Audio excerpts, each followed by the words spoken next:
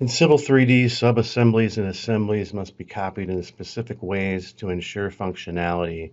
There's no quick out-of-the-box method to quickly and safely copy an assembly between two drawings.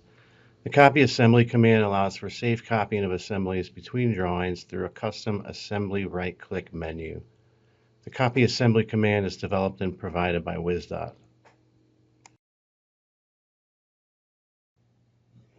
If I want to copy an assembly from one drawing to another drawing, I don't have many options out of the box. If I select my assembly marker piece here, this is what I definitely do not want to do. I do not want to right-click and use the clipboard to copy an assembly.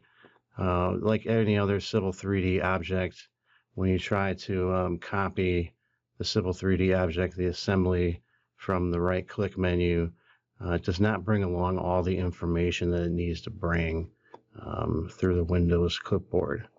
So we definitely don't want to do that. So instead of doing that, we have a tool. It's called Copy Assembly.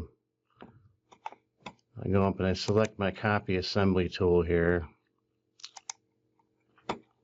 And it wants me to select an assembly. I want to select the marker. I don't want to select the whole assembly, just the marker. And you can see it looks like nothing happened, but what it did was it did copy all this information for me. If I go into another drawing,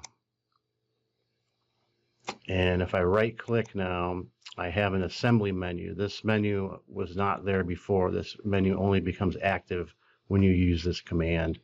But it is an assembly menu, and you can see I have two options here. I can paste, or I can paste to original coordinates. I'll select paste and select my spot here and enter my name, and it copied the assembly now from one drawing to another.